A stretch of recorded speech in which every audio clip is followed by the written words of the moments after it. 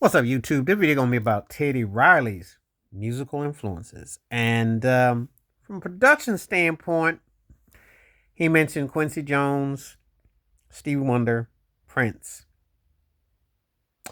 and artistries. He mentioned Michael Jackson, of course, and he mentioned Rod Stewart and some other artists. It was interesting. So let me dive into what do I think. Well, the Quincy Jones one is always the one that people always mention. And you gotta wonder, do you ever get to that point? I can understand it. I don't really hear a lot of variation in his music to necessarily pinpoint that.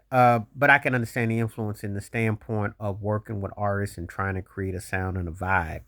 Because if I use Prerogative with Bobby Brown, if I use Remember the Time with Michael Jackson, I can say that.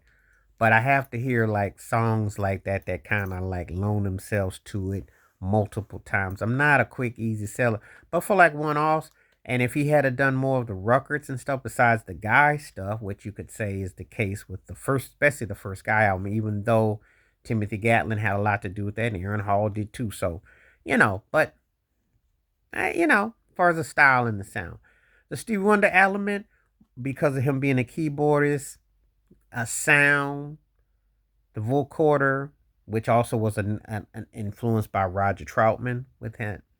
Um, the textures, the layering, especially the slow cuts, more about the groove than it is about the songwriting, you know, because I don't hear a Stevie as far as the writing aspects, but I think in terms of like the musicianship, certain parts that he used in totality, I can definitely, I can kind of see certain sounds and where they were trying to go with especially with the way he would arrange, working with Aaron Hall vocals and hitting parts. I could see the harmonies, especially with Blackstreet. Certain harmonial parts, I could see that.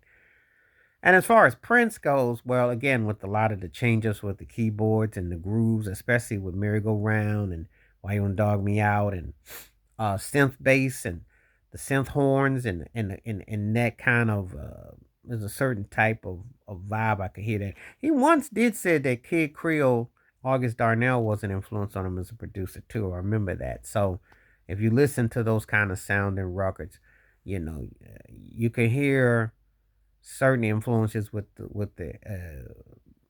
swing, that East Coast, very much East Coast bass type of sound. You know, Now, with Michael Jackson being influenced on him more so than probably anybody else, well, obviously the Dangerous album because he met his match.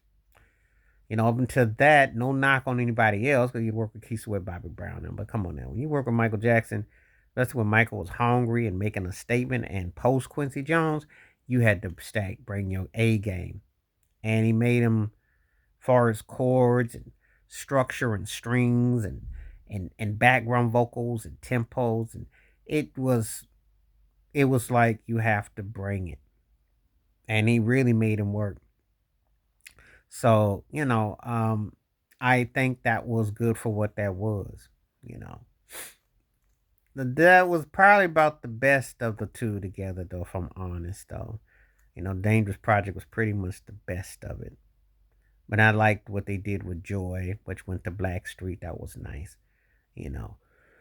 But it's interesting. When I followed his career, he's definitely one of the most important musical producers of the last 40 years, no doubt. And sometimes I get lost in it because when the boutique label hip hop producers and artistry and everybody else blew up, he kind of got left behind. And it's a shame too because everybody eats off his plate that's incorporated hip hop, pop, and R&B. They all eat off of Teddy Riley's plate with that. So anyway, though, let me know what you think about Teddy Riley's influences as producers and artists, etc. Please hit like, subscribe, welcome thoughts, comments, and I do respond. Thank you. Wash your hands, keep your mind clear, watch out for another. Share it if you like, and hit that membership because when you do requests like this come true, stay safe, stay blessed, stay woke, stay free. I'm out. Peace.